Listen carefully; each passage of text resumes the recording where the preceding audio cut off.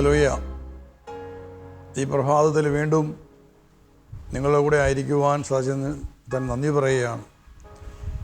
ഇന്നത്തെ ശുശ്രൂഷ ആരംഭിക്കുന്നത് പ്രാർത്ഥനയോട് കൂടി തന്നെയാണ്. ഒരു നിമിഷം ഞാൻ പ്രാർത്ഥിക്കുകയാണ്.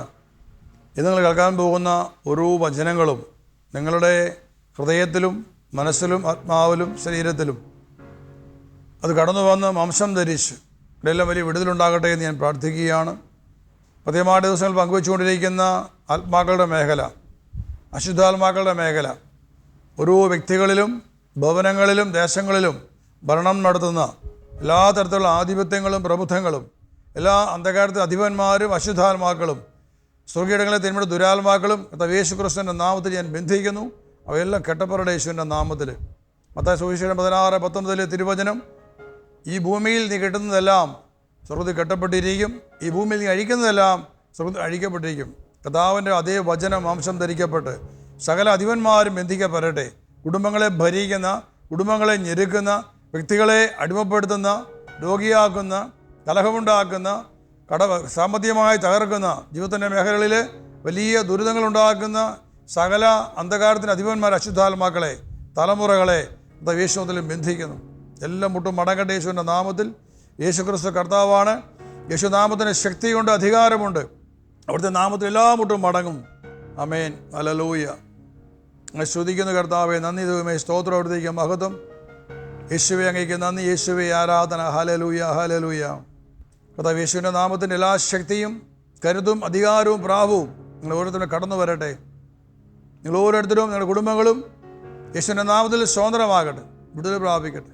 ശാപത്തിൻ്റെ ബന്ധനം അഴിയട്ടെ, എല്ലാ കെട്ടും അഴിയട്ടെ യേശുവിൻ്റെ നാമത്തിൽ. കർത്താവിൻ്റെ അനുഗ്രഹം എല്ലാ കുടുംബങ്ങളിലേക്കും കടന്നു വരട്ടെ എന്ന് പ്രാർത്ഥിക്കുന്നു. നന്മ നിറഞ്ഞ മറിയമേ സ്വസ്തി, കർത്താവ് അങ്ങയോട് കൂടെ സ്ത്രീകളിൽ അങ്ങ് അനുഗ്രഹിക്കപ്പെട്ടവളാകുന്നു. അങ്ങയുടെ ഉദരത്തിന് ഫലമായ ഈശോ അനുഗ്രഹിക്കപ്പെട്ടവനാകുന്നു.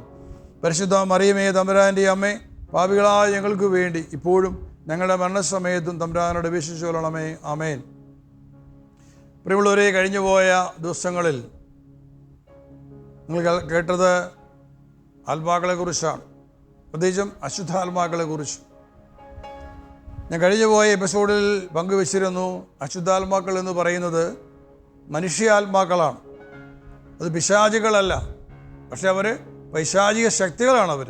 കാരണം ജീവിച്ചിരുന്ന കാലത്ത് ദൈവത്തിൻ്റെ വചനങ്ങൾ അനുസരിക്കാതെ, ദൈവത്തിൻ്റെ കൽപ്പന അനുസരിക്കാതെ കഠോരമായ പാപങ്ങൾ ചെയ്ത് ദൈവത്തെ തള്ളിപ്പറഞ്ഞ് പിശാചിൻ്റെ അടിമത്തിലേക്ക് കടന്നുപോയ മനുഷ്യർ സാത്താൻ്റെ അടിമകളാണ്. പാപം ചെയ്യുന്നവൻ പാപത്തിൻ്റെ അടിമയാണ്. യേശു പഠിപ്പിച്ചു. യോഹന്നാൻ സുവിശേഷം 8-14 യേശു പറയുന്നു, പാപം ചെയ്യുന്നവൻ പാപത്തിൻ്റെ അടിമയാണ്. 1 യോഹന്നാൻ 3:8 നമ്മൾ വായിക്കുന്നുണ്ട്, പാപം ചെയ്യിക്കുന്നത് പിശാചാണ് എന്ന് പറഞ്ഞാൽ പാപം ചെയ്യുന്നവൻ പിശാചിൻ്റെ അടിമയാണ്.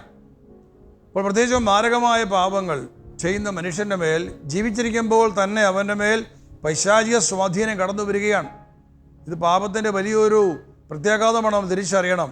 നമുക്ക് പാപം എന്ന് പറഞ്ഞാൽ നിസ്സാരമാണ്, പക്ഷേ നാം തിരിച്ചറിയണം, വ്യഭിചാരം, മദ്യപാനം, മധുരോത്സവം, ലൈംഗികമായ അനേകം അകൃത്യങ്ങൾ, വെറുപ്പ്, വിദ്വേഷം, കൊലപാതകം, അതുപോലെ അനേകം തരത്തിലുള്ള 1-ാം പ്രമാണ ലംഘനങ്ങൾ, മന്ത്രവാദം, കൂടോത്രം, ക്ഷുദ്രകർമ്മങ്ങൾ, ഇങ്ങനെ അനേകം പ്രവൃത്തികൾ വ്യക്തി ജീവിതത്തിലേക്ക് പിശാചിനെ കൊണ്ടുവരുന്നതാണ്.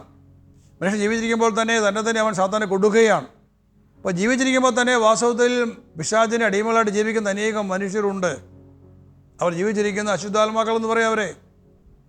ഇങ്ങനെയുള്ള മനുഷ്യർ മരിച്ചു കഴിയുമ്പോൾ അവരുടെ ആത്മാവ് പിശാചിൻ്റെ ബന്ധനത്തിലാണ്, പിടിയിലാണ്. അവൻ സ്വതന്ത്രനാകുന്നില്ല, അവൻ പിശാചിൻ്റെ ബന്ധനത്തിലാണ്. ആ ആത്മാവിനെ സാത്താൻ ഉപയോഗിക്കുകയാണ്. പൈശാചികമായ ശക്തി കൊടുത്ത് സാത്താൻ അതിനെ ഉപയോഗിക്കുകയാണ്. എന്തിനാണ്? വ്യക്തികളെ പീഡിപ്പിക്കാൻ.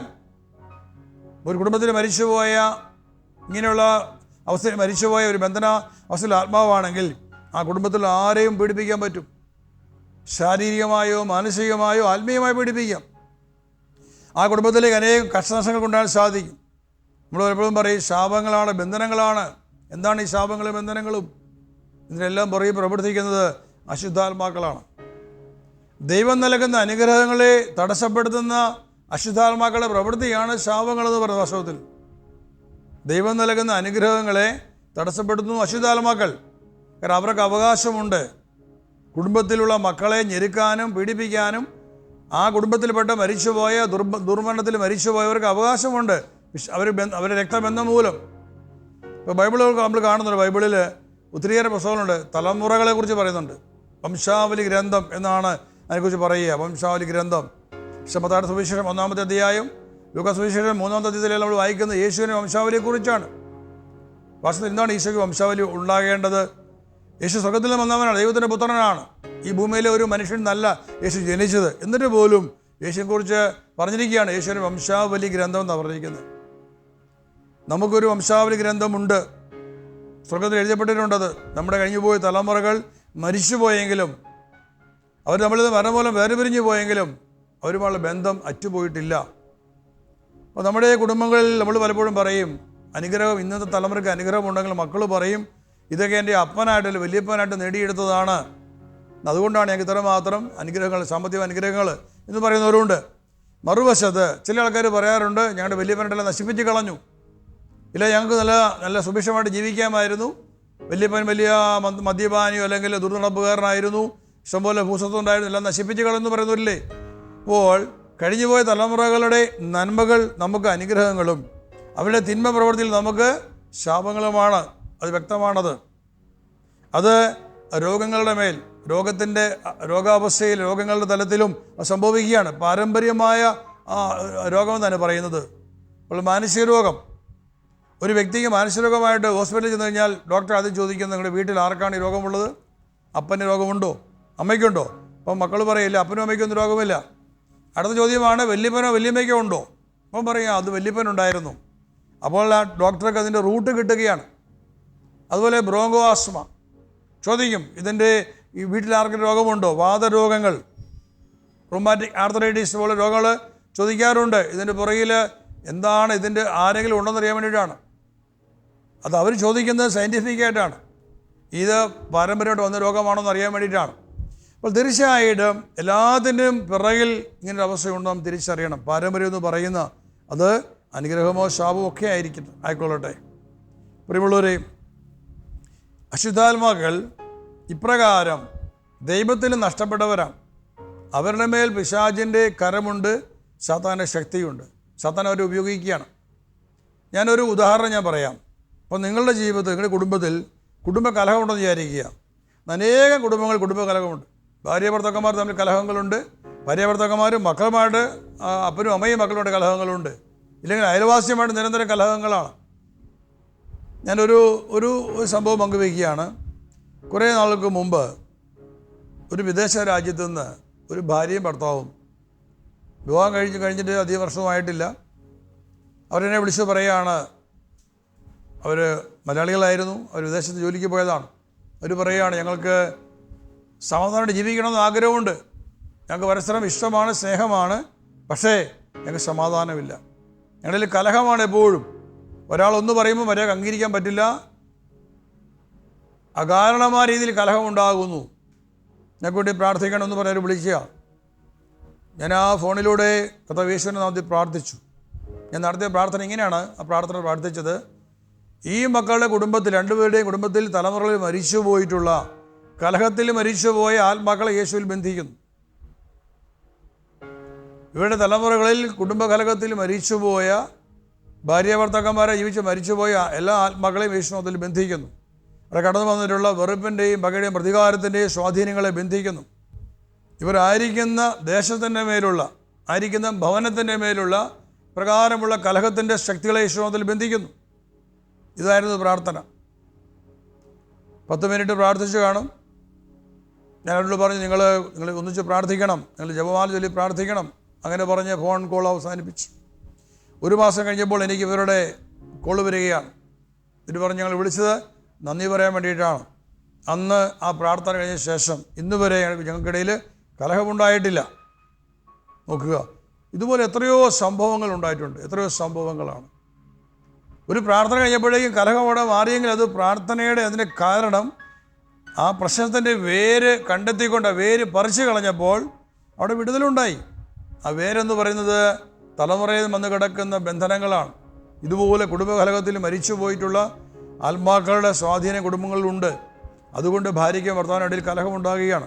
എന്നെ കേട്ടുകൊണ്ടിരിക്കുന്ന കുടുംബങ്ങളിലുള്ള ഭാര്യ ഭർത്താക്കന്മാർ, നിങ്ങളൊന്ന് പരീക്ഷിച്ച് നോക്കുക. ഇത് നിങ്ങൾക്കിടയിൽ കലഹം ഉണ്ടാകുന്നുണ്ടോ? അസ്വസ്ഥത ഉണ്ടാകുന്നുണ്ടോ? അകാരണം വെറുപ്പുണ്ടാകുന്നുണ്ടോ? നിങ്ങൾ ഒന്നിച്ചിരുന്ന് പ്രാർത്ഥിക്കുക. നിങ്ങൾ പാടെ, കർത്താവേ, ഞങ്ങളുടെ കുടുംബങ്ങളിൽ എൻ്റെയും ഭാര്യയുടെയും അല്ലെങ്കിൽ ഭാര്യയുടെയും ഭർത്താവിൻ്റെയും തലമുറകളിൽ മരിച്ചുപോയ, കലഹത്തിൽ മരിച്ചുപോയി ബന്ധനസ്ഥരായ ആത്മാക്കളോട് കരുണ കാണിക്കണേ. അവരുടെ പാപങ്ങൾ ക്ഷമിക്കണമേ. ഞങ്ങളിലേക്ക് വന്നിട്ടുള്ള ഈ ബന്ധനം, ഈ ഭാരം എടുത്തു നീക്കി ദൈവമേ ഞങ്ങളിൽ അവിടുത്തെ സമാധാനം നിറയ്ക്കണമേ, സ്നേഹം നൽകണമേ. പരിശുദ്ധാത്മാവെ കടന്നു വരണമെന്ന് പ്രാർത്ഥിച്ചു നോക്കുകയും അവിടെ സമാധാനം ഉണ്ടാകും. യാതൊരു സംശയവും അക്കാര്യത്തിലില്ല. കുറച്ച് നാളുകൾക്ക് മുമ്പാണ് ഒരു കുടുംബത്തിൽ, അതൊരു വിദേശ രാജ്യത്താണ്, ഭർത്താവിനെ വിളിച്ചു പറയുന്നു, ഭാര്യയുമായിട്ട് ഭയങ്കര വഴക്കാണ്, ഭാര്യയ്ക്ക് ഒരു തരത്തിലും അംഗീകരിക്കാൻ പറ്റുന്നില്ല. അപ്പോൾ ആ മകള് നാട്ടിൽ പോവുകയാണ്. അവൾ പോയി കഴിഞ്ഞാൽ ഞാനും കുഞ്ഞുങ്ങളും ഒറ്റയ്ക്കാവും, എനിക്ക് ജോലിയില്ല, ഭാര്യയുടെ ജോലി കൊണ്ടാണ് ഇവിടെ ജീവിക്കുന്നത്, സ്വന്തമായി ജോലിയില്ല. പോയി കഴിഞ്ഞാൽ വലിയ ദുരിതമാകും. അകാരണമായിട്ട് വഴക്കാണ്. ഒന്ന് പ്രാർത്ഥിക്കണം. ഞാൻ പ്രാർത്ഥിക്കാം. ഇവരോട് സംസാരിച്ചു. ഭാര്യയുടെ ഫോൺ കൊടുക്കാൻ പറഞ്ഞു. ഭാര്യയ്ക്ക് ഫോൺ വേണ്ട, അപ്പോൾ സംസാരിക്കുകയും വേണ്ട. അപ്പോൾ എന്നോട് പറഞ്ഞു, പെട്ടെന്ന് ഭാര്യയെ മുറി കയറി വാതിലടച്ചെന്ന് പറഞ്ഞു. പിന്നെ ഇപ്പം എന്താ ചെയ്യുന്നത്? ഭാര്യയെ കേൾക്കാൻ തയ്യാറല്ല. ഞാൻ ആ മകനോട് പറഞ്ഞു, നിങ്ങൾ ആ മുറിയുടെ പുറത്ത് നിന്നിട്ട് നിങ്ങളുടെ ഫോണിലെ ലൗഡ് സ്പീക്കർ ഓൺ ചെയ്യുക, വോളിയം കൂട്ടിയിടുക. അങ്ങനെ പറഞ്ഞിട്ട് ഞാൻ പ്രാർത്ഥിക്കാൻ തുടങ്ങി.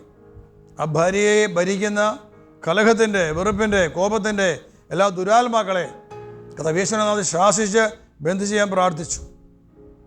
ആ പ്രാർത്ഥന അവസാനിക്കാറായപ്പോഴേക്കും വളരെ വേഗം ഭാര്യ വാതിൽ തുറന്ന് ഓടി വന്നു. എന്നിട്ട് ചേട്ടനെ ഫോൺ മേടിച്ചിട്ട് പറഞ്ഞു, ബ്രദറെ എനിക്ക് വേണ്ടി പ്രാർത്ഥിക്കണം. ആ ഫോണിലൂടെ ഞാൻ വീണ്ടും അവൾക്ക് വേണ്ടി പ്രാർത്ഥിച്ചു. ആ കുടുംബം എന്ന് സമാധാനമായിട്ട് ജീവിക്കുക, ഭാര്യയും ഭർത്താവും അവർ സമാധാനമായിട്ട് ഐക്യമായിട്ട് ജീവിക്കുക. ഇതൊക്കെ വലിയ തെളിവുകളാണ്, ഒന്നും കഥകളല്ല. നമുക്കിവിടെ വ്യക്തികളുടെ പേര് പറയാൻ പാടില്ലാത്തതുകൊണ്ട് ഞാൻ പേര് പറയുന്നില്ലെന്ന് മാത്രമേ ഉള്ളൂ. ഇതുപോലെ അനേകം കുടുംബങ്ങളുണ്ട്. കലഹങ്ങൾ മാറിപ്പോകുന്നു. നമ്മൾ എത്ര ഉപദേശിച്ചാലും ആ ഉപദേശങ്ങൾ സ്വീകരിക്കാൻ പറ്റില്ല. അതുപോലെ മദ്യപാനം എന്ന് പറയുന്നത് അടിമത്തമാണ്. എത്രമാത്രം ട്രീറ്റ്മെൻറ്റ് എടുക്കുന്നു മദ്യപാനം മാറ്റാൻ വേണ്ടിയിട്ട്, മാറുന്നില്ല. പക്ഷേ നിങ്ങൾ പരീക്ഷ നോക്കുക, ഈ മദ്യപിക്കുന്ന വ്യക്തിയുടെ കുടുംബത്തിൽ അപ്പനോ വല്യപ്പനോ മദ്യപാനികളായിരുന്നെങ്കിൽ അവർക്ക് വേണ്ടി പ്രാർത്ഥിക്കണം. മദ്യപാനത്തിൽ മരിച്ചുപോയ ആ കുടുംബത്തിലുള്ളവർക്ക് വേണ്ടി പ്രാർത്ഥിക്കുക. അതല്ല, ഈ മദ്യപാനിയായ വ്യക്തിയുടെ സുഹൃത്തുക്കൾ ആരെങ്കിലും മദ്യപാനിയായിട്ട് മരിച്ചു പോയിട്ടുണ്ടെങ്കിൽ അവർക്ക് വേണ്ടി പ്രാർത്ഥിക്കണം. വലിയ മാറ്റം സംഭവിക്കും. കാരണം ഇങ്ങനെയുള്ള ദുർനടപടികൾ തള്ളിക്കളയുവാൻ, നിരസിക്കുവാൻ ഇവരെ കൊണ്ട് പറ്റുന്നില്ല. അതിനും ഇവരുടെ സ്വന്തം കഴിവിനും അപ്പുറത്തുള്ള ഒരു പൈശാചിക സ്വാധീനം ഇവരെ പിടിച്ചു വെക്കുന്നത് കൊണ്ടാണ് ഇവർ മദ്യപാനികളായിട്ട് മാറുന്നത്. ചില വ്യക്തികളെ മദ്യപിച്ച് കഴിഞ്ഞാൽ മാനസികരോഗികളെ പോലെ നമുക്കറിയാം, ഭ്രാന്തന്മാരായിട്ട് പെരുമാറുന്നില്ലേ? എത്രയോ വയലൻ്റാണ് കുടുംബങ്ങളിൽ. എത്രയോ അമ്മമാർ, ഭാര്യമാർ, മക്കളൊക്കെ പലപ്പോഴും വിളിച്ചിട്ടുണ്ട്. അപ്പൻ വീട്ടിൽ സമയമായി, ഭയമാണ്. കാരണം അപ്പൻ കുടിച്ചിട്ടാണ് വരുന്നത്. വന്നു കഴിഞ്ഞാൽ സുബോധമില്ല, എല്ലാ കണ്ണി കാണുന്നതിനെ അടിച്ച് ഉപദ്രവിക്കുകയാണ്. അമ്മയുടെ ഒന്നും ഒരു മായവുമില്ല, അമ്മയൊക്കെ ഭയങ്കരമായിട്ട് പീഡിപ്പിക്കുകയാണ്, സാധനം നശിപ്പിക്കുക. ഇതെല്ലാം പൈശാചികമാണ്. ഒരു മനുഷ്യനായിരിക്കേണ്ട അവസ്ഥയല്ലത്. മദ്യപിച്ച് അവനെ നശിപ്പിക്കുന്ന പിശാച്. ഒരു മനുഷ്യൻ്റെ ശരീരം അത് ദൈവത്തിൻ്റെ ആലയമാണ്. ഒരു മനുഷ്യ ശരീരം അത് ക്രിസ്ത്യാനിയോ ഹിന്ദുവോ മുസൽമാനോ ആയിക്കൊള്ളട്ടെ. കാരണം ഒരു മനുഷ്യൻ്റെ ശരീരം ദൈവത്തിൻ്റെ സൃഷ്ടിയാണ്. ദൈവമാണത് മെനഞ്ഞെടുത്തത്. ദൈവത്തിൻ്റെ കരുത്താൽ മെനയപ്പെട്ടാണ് ഓരോ മനുഷ്യരും. അപ്പോൾ ദൈവത്തിൻ്റെ ആലയങ്ങളാണ്. അതുകൊണ്ടാണ് ബൈബിളിൽ 1 കൊരിന്ത്യസ് 3:16 പറഞ്ഞിട്ടുണ്ട്, നിങ്ങളുടെ ശരീരങ്ങൾ ദൈവത്തിൻ്റെ ആലയങ്ങളാണ്. ദൈവത്തിൻ്റെ ആലയം നശിപ്പിക്കുന്നവനെ ദൈവം നശിപ്പിക്കും. അപ്പോൾ ഇങ്ങനെയുള്ള മദ്യപാനം, വ്യഭിചാരം തുടങ്ങിയ അനേകം പാപങ്ങൾ മനുഷ്യൻ ചെയ്ത് അവൻ തന്നെ നശിപ്പിക്കുകയാണ്. അപ്പോൾ ഇങ്ങനെയുള്ള നശീകരണ പ്രവൃത്തികളുടെ പുറകിൽ നിൽക്കുന്നത് അശുദ്ധാത്മാക്കളാണ്. തലമുറകളിൽ അനേകം ആളുകൾ പ്രകാരമുള്ള കൊടിയ പാപത്തിൽ ജീവിച്ച് മരിച്ചുപോയവരാണ്. വ്യഭിചാരത്തിൽ ജീവിച്ച് മരിച്ചുപോയ പൂർവ്വപിതാക്കന്മാരുടെ സന്താന പരമ്പരകളിൽ ആ പാപത്തിൻ്റെ വലിയ ആധിപത്യമുണ്ട്. അതുകൊണ്ട് തന്നെയാണ് മനുഷ്യന് നന്മ ചെയ്യാൻ സാധിക്കാത്തത്. അവൻ പാപത്തിൽ വീണു പോവുകയാണ്.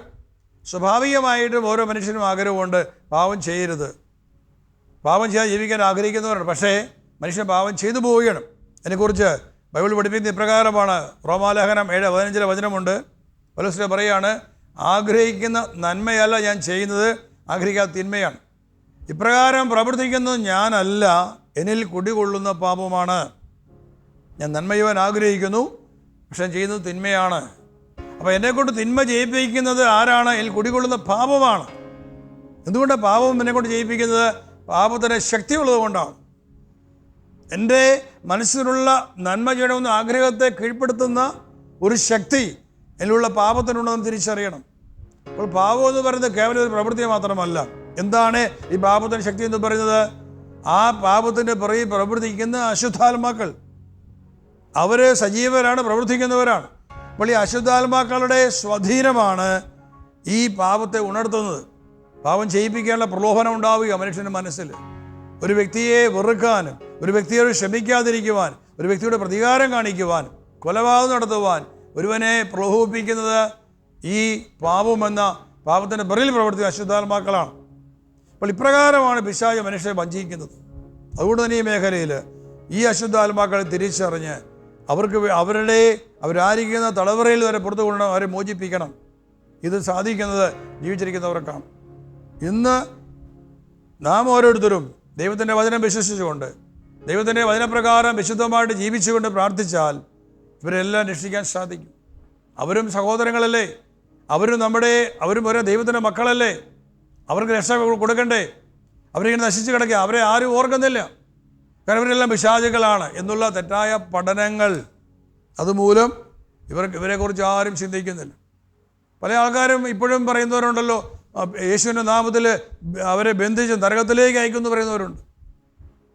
അശുദ്ധാത്മാക്കളെ ബഹിഷ്കരിക്കുന്നവർ പ്രാർത്ഥിക്കുന്ന പ്രാർത്ഥനയാണ്, യേശുവിൻ്റെ നാമത്തിൽ അവരെ ബന്ധിച്ച് നരകപാതാളത്തിലേക്ക് അയക്കുന്നു. വസ്തുത്തിൽ അവരെ അയക്കേണ്ട നരകപാതാളത്തിലേക്കല്ല, അവർ രക്ഷയ്ക്ക് വേണ്ടി നിലവിളിക്കുന്നവരാണ് ഈ അശുദ്ധാത്മാക്കൾ. അവരെ നിങ്ങൾ ബന്ധിച്ച് തന്നെ കുരിശിനുള്ളിലേക്ക് വിട്, യേശുവിൻ്റെ പാദങ്ങളിലേക്ക് വിട്, ദൈവത്തിൻ്റെ കരുണ കാണിക്കും. നരകം എന്ന് പറയുന്നത് സാത്താൻ്റെ രാജ്യമാണ്. അവരങ്ങോട്ട് പോകാൻ ആഗ്രഹിക്കാത്തവരാണ്. അതുകൊണ്ട് ദൈവത്തിൻ്റെ വലിയ കാരുണ്യം നമ്മുടെ മേൽ ഉണ്ടാകണം. ഈ വലിയൊരു തിരിച്ചറിവ് നമുക്കുണ്ടായി നഷ്ടപ്പെട്ടു പോയ എല്ലാ ആത്മാക്കളെയും വീണ്ടെടുക്കുവാൻ നാം സമർപ്പിക്കുന്നെങ്കിൽ, പ്രാർത്ഥിക്കുന്നെങ്കിൽ ദൈവം ഇടപെടും, കരുണ കാണിക്കും. കർത്താവേ, ഈ ശുശ്രൂഷയിലൂടെ ഞാൻ പ്രാർത്ഥിക്കുകയാണ്, വ്യക്തികളെയും കുടുംബങ്ങളെയും വിടുവിക്കണേ, അനുഗ്രഹിക്കണേ എന്ന് പ്രാർത്ഥിക്കുകയാണ്. വിട്ടുമാറാത്ത രോഗങ്ങൾ ഞാനൊരു അനുഭവം കൊണ്ട് പങ്കുവയ്ക്കുകയാണ്. അനേക വർഷങ്ങൾക്ക് മുൻപ് എൻ്റെ ആത്മീയ ജീവിതത്തിൽ എൻ്റെ ശൈശവകാലം എന്ന് പറയാം, ഒരു ദിവസം ഒരു അപ്പൻ എന്നെ കാണാൻ വേണ്ടി വന്നു. അദ്ദേഹം വന്നിട്ട് പറഞ്ഞു, എൻ്റെ മകള് മാരകമായ രോഗത്തിലാണ്, മരിച്ചു പോകുന്ന അവസ്ഥയിലാണ്. അവൾ ഹോസ്പിറ്റലിലായിരുന്നു, ആസ്മ രോഗം ബാധിച്ച് ഹോസ്പിറ്റലിൽ ചികിത്സയിലായിരുന്നു. പക്ഷെ എത്ര മരുന്ന് കൊടുത്തിട്ടും യാതൊരു മാറ്റവുമില്ല. ഡോക്ടറുകളെ കൊണ്ടുവെക്കാൻ ആവശ്യപ്പെട്ടു. അങ്ങനെ ഇപ്പോൾ വീട്ടിൽ കൊണ്ടുവന്നിട്ടും ആൾ മരിച്ചു പോകുന്ന അവസ്ഥയിലാണ്. ഇപ്പോൾ ശ്വാസം എടുക്കാൻ പറ്റുന്നില്ല. എൻ്റെ വീട് വരെ ഒന്ന് വരാമോ എന്ന് ചോദിച്ചു. ഞാൻ പറഞ്ഞു, ഞാൻ വീട്ടിൽ വരാം. ഞാൻ അപ്പോൾ തന്നെ അദ്ദേഹത്തെ കൂട്ടിക്കൊണ്ട് അദ്ദേഹത്തിൻ്റെ വീട്ടിൽ ചെന്നു. ഞാൻ വീട്ടിൽ ചെന്നപ്പോഴേക്കും കണ്ടത് ഒരു സാധാരണ പാവപ്പെട്ട കുടുംബമാണ്. അവിടെ കുറേയേറെ ആൾക്കാരെ വീടിനെ മുറ്റത്ത് കൂടി നിൽപ്പുണ്ട്. അപ്പം പെട്ടെന്ന് ഞാൻ വിചാരിച്ചു ആൾ മരിച്ചുപോയി, അതുകൊണ്ടാണ് ഈ ജനക്കൂട്ടം അവിടെ. കയറി ചെന്നപ്പോഴേക്കും അപ്പൻ എന്നെ ഉള്ളിലേക്ക് കൊണ്ടുപോയി. മുറിക്കുള്ളിൽ ഞാൻ കണ്ട കാഴ്ച ഇതാണ്. മുറി നിറച്ച സ്ത്രീകളാണ്. ഒരു കട്ടിലിൽ 2 സ്ത്രീകൾ ഇരിപ്പുണ്ട്. ആ രണ്ടുപേരുടെ ഇടയിലായിട്ട് ഈ ശ്വാസം മുട്ട് അനുഭവിക്കുന്ന സഹോദരി അവർക്കിടയിൽ ഇരിക്കുകയാണ്. അവർക്ക് നേരെ ഇരിക്കാൻ പറ്റില്ല. അപ്പോൾ ഈ സൈഡിൽ ഇരിക്കുന്ന 2 സ്ത്രീകളുടെ തോളിലാണ് ഇവരുടെ കൈ അങ്ങനെ വെച്ചിരിക്കുകയാണ്. എന്നിട്ട് ഇവർ ഇരുവശങ്ങളിലും 2 കൈ കൊണ്ട് ഇവിടെ പിടിച്ചിരിക്കുകയാണ്, വീട് പോകാതിരിക്കാൻ. കിടത്തിയാൽ ശ്വസിക്കാൻ പറ്റില്ല. അപ്പോൾ അങ്ങനെ ഇങ്ങനെ കുനിഞ്ഞിരുന്ന് ശ്വാസം എടുക്കാൻ ഇങ്ങനെ വലിക്കുന്ന കാണാം. അപ്പോൾ അതിനിടയിൽ ഇങ്ങനെ എന്നെ നോക്കി വളരെ ധൈര്യമായിട്ട് ശ്വാസം എടുക്കാൻ പറ്റുന്നില്ല, വല്ലാത്തൊരവസ്ഥ. ഞാൻ ഈ മകളുടെ ദയനീയ അവസ്ഥ കണ്ടപ്പോഴേക്കും ഞാനോട്, ദൈവമേ എന്താണ് ചെയ്യുന്നത്? ഞാൻ നോക്കുമ്പോഴുള്ള മുറി നിറച്ച ആൾക്കാരാണ്. അവിടെ എങ്ങനെ പ്രാർത്ഥിക്കുന്നത് ഒരു ദുഷ്കരമായിട്ട് തോന്നി. അപ്പോൾ ഞാൻ ആ പിതാവിനോട് പറഞ്ഞു, നമുക്കൊരു കാര്യം ചെയ്യാം, നമുക്ക് അടുത്തുള്ള പള്ളിയിൽ പോയി പ്രാർത്ഥിക്കാം. ഞാൻ പോയി പള്ളി നേരെ ഞാൻ ചെന്നു. പള്ളിയിലെ വികാരിച്ചോണ്ട് ഞാൻ ഇങ്ങനെ ഒരു കാര്യം ആവശ്യപ്പെട്ടു. അദ്ദേഹം പറഞ്ഞു, കൊണ്ടുപോര്, ഇവിടെ പ്രാർത്ഥിക്കുക, കുഴപ്പമില്ല, പള്ളി തുറന്ന് തരാമെന്ന് പറഞ്ഞു. ചെറിയൊരു പള്ളിയാണ്, ഇടുക്കി ജില്ലയിലെ ചിന്നക്കനാൽ സ്ഥലത്താണ് സംഭവിക്കുന്നത്. അന്ന് അവിടെയുള്ളത് ഒരു ചെറിയൊരു മുറി എന്ന് പറയാം. ആ പള്ളി അത്രയും ചെറുതായിരുന്നു. അപ്പോൾ അച്ഛൻ വന്നും പള്ളി തുറന്നു വന്നു. ഞാൻ തിരിച്ച് ഇവരുടെ വീട്ടിൽ വന്നു. വീട്ടിൽ വന്നു കഴിഞ്ഞപ്പോഴേക്കും അപ്പനോട് പറഞ്ഞു, അച്ഛൻ സമ്മതിച്ച് പള്ളിയിലേക്ക് പോകാമെന്ന് പറഞ്ഞു. അപ്പോൾ ഇവളെ എടുത്തു വേണം കൊണ്ടുപോകാനായിട്ട്. അപ്പോൾ അപ്പൻ അവിടെ നിന്നവരോട് പറഞ്ഞു, സഹായിക്കാൻ പറഞ്ഞു. ആരും സഹായിക്കില്ല. അവർ പറഞ്ഞു, മരിക്കാൻ പോകുന്ന ആൾ ഇതിനെ പള്ളിയിൽ കൊണ്ടുപോകുന്നത്, അവളിവിടെ കിടന്ന് മരിക്കട്ടെ, എന്തിനു നിങ്ങൾ പള്ളിയിൽ കൊണ്ടുപോകണം? ആരും സഹകരിക്കില്ല. അപ്പൻ പറഞ്ഞില്ല. ആ അപ്പൻ വിശ്വസിച്ചു. അയാളെ ദൈവത്തിൽ വിശ്വസിച്ചു. പ്രാർത്ഥന കൊണ്ട് മാത്രമേ രക്ഷയുള്ളൂ എന്ന് അപ്പന് മനസ്സിലായിരുന്നു. അദ്ദേഹം വേറെ ഏതോരം പേര് സഹായിച്ചു. അവർ ചേർന്ന് അവളെ എടുത്ത് വണ്ടി കൊണ്ടൊക്കെ എടുത്തി നേരെ ഞങ്ങൾ പള്ളിയിൽ ചെന്നു. പള്ളിക്കകത്ത് അപ്പോഴത്തേക്കും കുറേ ആൾക്കാരോട് വന്നു. ആ രാത്രിയിൽ വൈകുന്നേരം ഒരു 6 മണി സമയമാണ്. 6 മണിക്ക് ഞങ്ങൾ പ്രാർത്ഥന ആരംഭിച്ചു. പ്രാർത്ഥന കുറേ സമയം അങ്ങോട്ട് മുന്നോട്ട് പോയി കഴിഞ്ഞപ്പോഴേക്കും ഇവൾ ഉറങ്ങാൻ തുടങ്ങി. നല്ല കൂർക്കം വലിച്ച് ഉറക്കമാണ്. കുറേ കഴിഞ്ഞൊരു രാത്രി ഒരു 9 മണിയൊക്കെ ആയതിനുള്ളിൽ ഉറക്കം തെളിഞ്ഞു. ഉറക്കം തെളിഞ്ഞപ്പോഴേക്കുണ്ട് ഭയങ്കര ശ്വാസം മുട്ടൽ. അപ്പോൾ ഞങ്ങളോടത്തായിരുന്നു ഉറക്കിയപ്പോൾ നല്ല ഫ്രീ ആയി, കുഴപ്പമൊന്നുമില്ല. പക്ഷേ പിന്നെ ഭയങ്കര ശ്വാസം മുട്ടലായി. വീണ്ടും പ്രാർത്ഥിക്കാൻ തുടങ്ങി. വീണ്ടും ഉറങ്ങാൻ തുടങ്ങി. അങ്ങനെ ഉറങ്ങി ആളൊരു 12 മണി രാത്രി എഴുന്നേൽക്കുമ്പോൾ. അപ്പോൾ അതിനിടയ്ക്ക് ഒരു കുഴപ്പമില്ല. 12 മണിക്ക് എഴുന്നേറ്റപ്പോൾ ഉണ്ട് വീണ്ടും ഭയങ്കര ശ്വാസം മുട്ടൽ. അപ്പോൾ ഉറങ്ങുമ്പോൾ കുഴപ്പമില്ല, ഉറക്കം തെളിയുമ്പോഴാണ് ഈ ശ്വാസം മുട്ടൽ. അങ്ങനെ ആ പ്രാർത്ഥന നീണ്ട് നേരം വിളക്കുന്നവരെ ഞങ്ങൾ പ്രാർത്ഥിച്ചു. ഒടുവിൽ 5 മണിയായപ്പോൾ 5 മണിക്ക് മുൻപ് ഞാൻ അപ്പനോട് പറഞ്ഞു, ഇത്രയും മണിക്കൂർ നമ്മൾ പ്രാർത്ഥിച്ചല്ലോ, ഞാൻ എൻ്റെ വീട്ടിൽ പറയാതെയാണ് പ്രാർത്ഥിക്കാൻ വന്നിരിക്കുന്നത്, അതുകൊണ്ട് എനിക്ക് തിരിച്ചു പോകണം. എന്നെ ആ വീട്ടുകാർ അന്വേഷിക്കും. ഫോൺ വിളിച്ച് പറയാനൊന്നും ഫോൺ സൗകര്യങ്ങളൊന്നുമില്ല. അതുകൊണ്ട് എനിക്ക് തിരിച്ചു പോകണം. നിങ്ങൾ രാവിലെ തന്നെ ഈ കുട്ടിയെ മൂന്നാറിൽ ടാറ്റാ ഹോസ്പിറ്റലിൽ കൊണ്ടുപോകാൻ ആവശ്യപ്പെട്ടു. അപ്പം സമ്മതിച്ചു. കാരണം വേറെ ഒരു നിവൃത്തിയിൽ ഇത്രയും പ്രാർത്ഥിച്ചിട്ട് മാറ്റമില്ലല്ലോ. അപ്പോൾ ഞാൻ വാച്ച് നോക്കിയിരിക്കുകയാണ്. 5 മണിയാകുമ്പോൾ അവസാനിപ്പിക്കാൻ വേണ്ടി. കൃത്യം 5 മണിയായപ്പോൾ ഇവിടെ ഉറക്കം തെളിഞ്ഞു. ഇവിടെ ഒരു വാക്ക് പറയുകയാണ്, ഞാൻ അങ്ങനെയൊന്നും പോകത്തില്ല. അതൊരൊന്നും സംസാരിക്കാത്ത ആളാണ്. അപ്പോൾ പറയുകയാണ്, ഞാൻ അങ്ങനെയൊന്നും പോകില്ല. അപ്പോൾ ആ ഒരു വാക്ക് വന്നു കഴിഞ്ഞപ്പോൾ വളരെ പെട്ടെന്ന് മനസ്സിലായി എന്താണ് ഇതിൻ്റെ കാരണം. ഇവളെ ഭരിക്കുന്ന ഈ അശുദ്ധാത്മാവാണ് ഇവളെ രോഗിയാക്കിയതെന്ന് വളരെ വ്യക്തമായിട്ട് ഉത്തരം കിട്ടി.